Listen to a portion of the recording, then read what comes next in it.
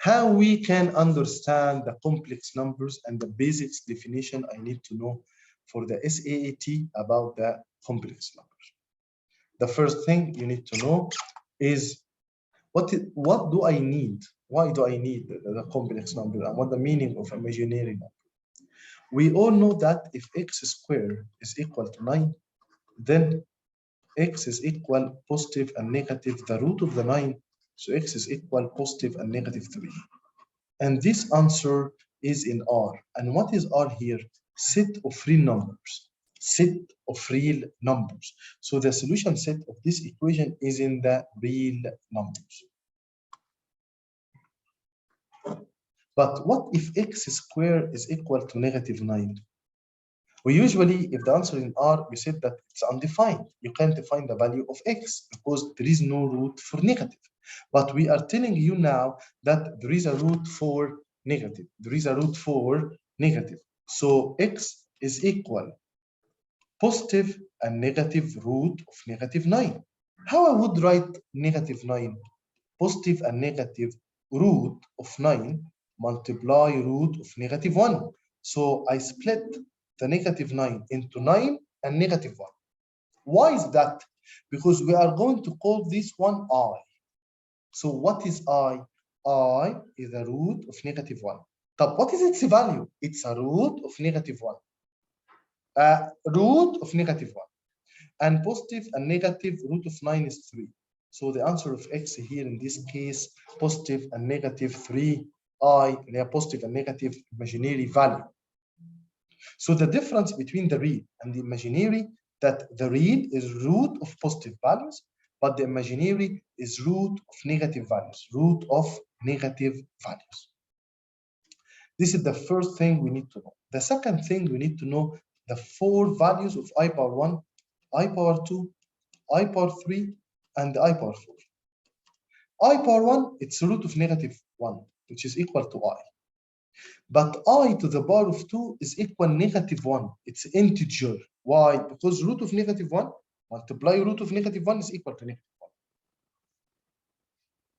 1. I power 3, and here I by I by I. I times I is negative 1 times I, so it's negative I. And I power 4, I times I times I times I. I times I is negative 1. I times I is negative 1. Negative 1 times negative 1 is equal to 1.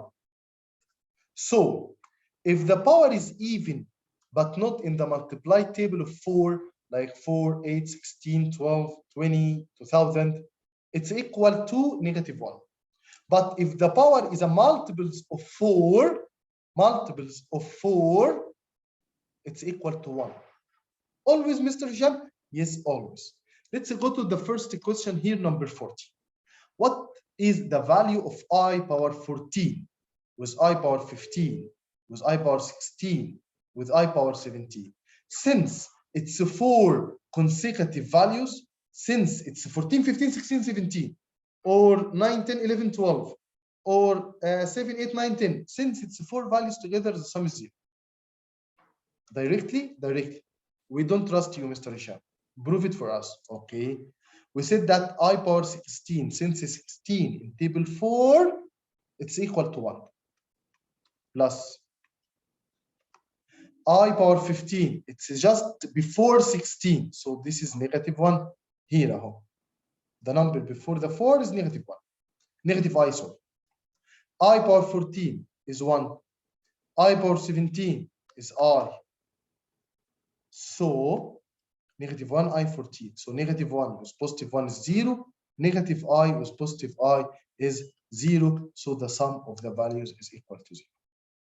Mr. Hisham, is it always 1 or negative I or 0? Yes, it's always this value. I cannot give you more. So the first thing you need to know, why I? What is the value of I to the power of even? Second part, what is the solution of this equation? Since you are going to write this equation is equal to 0, so x squared is equal to negative 9. So x is equal positive and negative root of negative 9. And since you have negative, the answer is Yes, very good. The answer is an imaginary value. And root of negative 9, as we said a few minutes ago, it's negative 9 multiplied root of negative 1. This is I, 9, not negative 9. And root of 9 is 3. So the answer is D. By the way, it's the same if you give you the same. X squared plus 16, or x squared plus 25, or x squared plus 1. In this case, the roots are positive and negative 4i, positive and negative 5i, positive and negative 1i.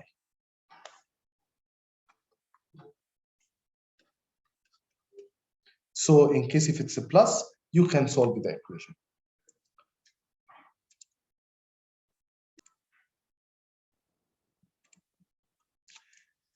Second thing is the complex number. What we have studied right now is imaginary, 3i, 5i. This is called imaginary value. But the complex number is the number in the form a plus bi. A is a real number like 2, 3, half, third, fourth. And bi in terms of I is an imaginary number. So for example, 7 plus 2b in I and 7 plus 8i. These two numbers are equal. 7 is the real. So 2bi and 8i are the same. So 2b is equal to 8. So b is equal to 4. The coefficient of the second is equal to coefficient of the second.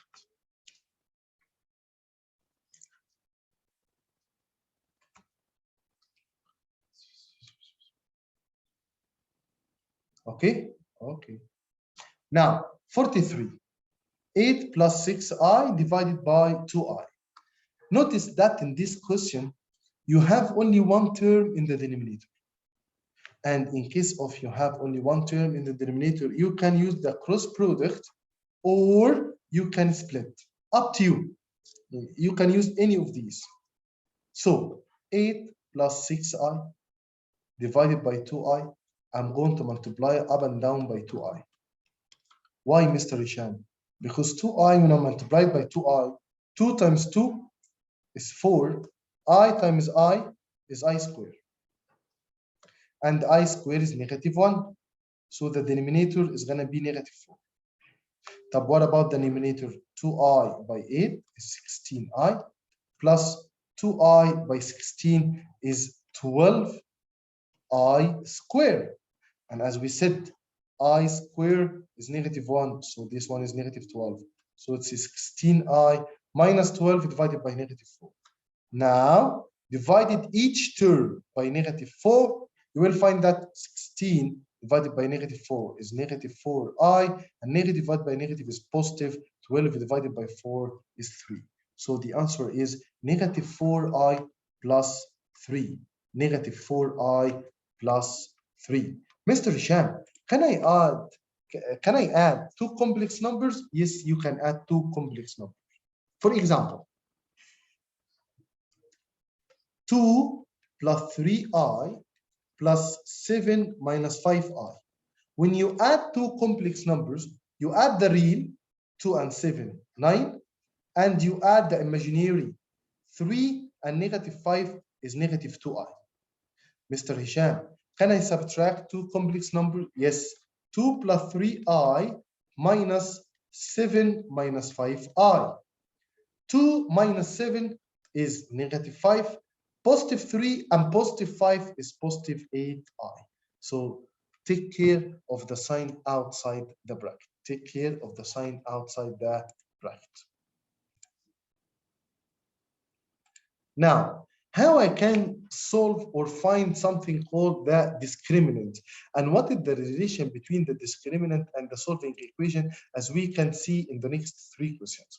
Discriminant, all what you need to know about the word discriminant, that it's the value below the root in the quadratic formula.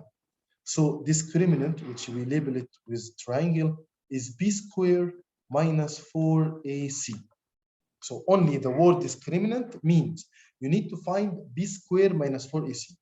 What is a and what is b and what is c? If you have equation in the form ax squared plus bx plus c. any quadratic equation in this form. By comparing this equation and the equation I have here, and this is x, a is equal to 1, the coefficient of x squared. B is equal to -2. C is equal to 1. So the triangle or the discriminant is b squared, -2 squared, minus 4 by a by c. So -2 squared is 4. 4 minus 4 is equal to 0. So you need to remember the word discriminant. What's the relation between the discriminant and what we are studying about the imaginary? I'm going to answer for you this question this here. If you try to factorize this equation and the last sign is positive, so both of them are negative, you will never find two numbers their product is 5 and the sum is 4.